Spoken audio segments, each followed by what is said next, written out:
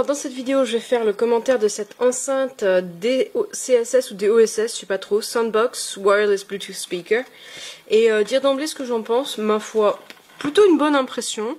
On est sur des performances moyennes, rien de bien transcendant, mais c'est assez propre. C'est assez propre. On va faire le tour un petit peu de ce qu'il y a avec. Donc ça arrive dans cette boîte là derrière avec le truc autour. On a des petits paplards là qui expliquent comment ça fonctionne, un petit bouton, un petit truc pour faire le reset. Alors caché en dessous, il faut vraiment penser à le soulever. Il y a un sac étanche parce que la machine n'est pas étanche. Et puis il y a les câbles habituels, câble de charge et double mini jack. Je n'ai pas doré d'ailleurs. Ok, alors on va attaquer la bête. Au niveau look, elle est plutôt sympa, les finitions sont nickel, mais on est sur du plastique. Alors ici évidemment on est sur du métal, sur les sorties devant les haut-parleurs. Là on est sur du 2 x 6 watts, donc on a quand même quelque chose d'assez sympa en termes de puissance pour un petit gabarit. Oh là, j'ai du poil de chat moi.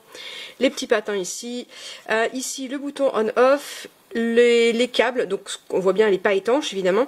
On a le petit trou pour la carte micro, la carte SD, je trouve ça bien sympa. Moi je trouve que quand on a enregistré des podcasts ça peut être sympa.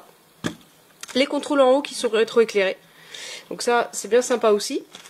Alors, on va aller sur des choses un petit peu plus techniques. Donc, elle est assez massive et assez lourde, même si c'est du plastique. On est sur quand même quelque chose qui fait 560 grammes, qui n'est pas destiné à être baroudeur. C'est pas du tout ça. Il faut pas la mettre sous l'eau, il faut pas la mettre à l'eau même. Il faut pas la secouer, il faut pas la faire tomber. C'est vraiment destiné juste à être posé, quoi. Voilà, on a 2 x 6 watts, mais avec une réponse en fréquence de 100 Hz à 18 kHz. Et moi, en fait, la première chose que j'ai fait, j'ai pas lu la doc, j'ai écouté et je me suis dit, ah, c'est bizarre, on a un son très basseux, mais c'est de la basse qui claque, elle manque un peu de profondeur, bah forcément, ouais. Avec 100 Hz vers le bas, bah, on va manquer de précision sur les basses. Forcément.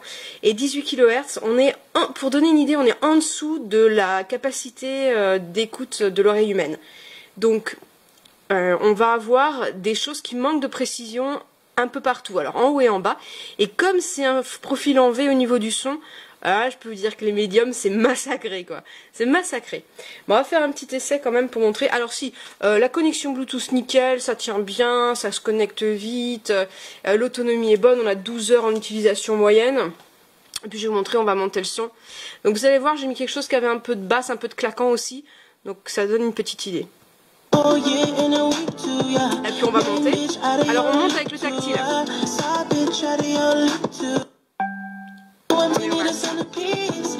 Alors là on est au max. C'est pas trop mal pour un truc au max, on crache pas beaucoup. Hein.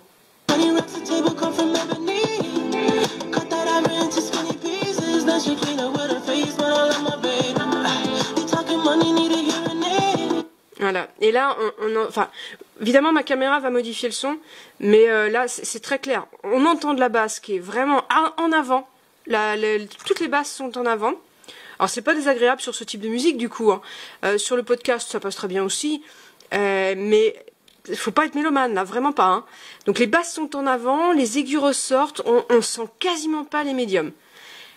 Mais c'est un truc sympa, si on écoute de la musique un peu électro, je dis pas, ça passe, c'est nickel.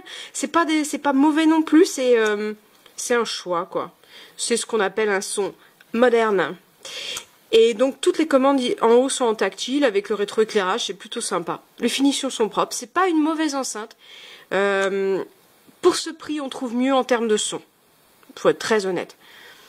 Mais il est quand même sympa et on a le 2 x 6 watts donc qui donne une assez bonne puissance. Elle crache pas non plus quand on la monte au max. Donc ça, on peut pas lui reprocher ça.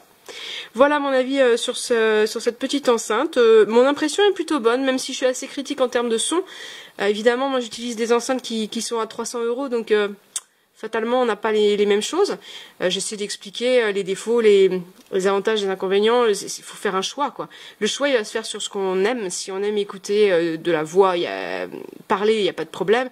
Si on aime écouter de la musique qui peps un peu, il n'y a pas de problème non plus. Ça va plaire à un ado typiquement. Voilà. Après, il y a plus convaincant que ça si on veut quelque chose d'un petit peu plus respectueux de sa source en fait. Voilà.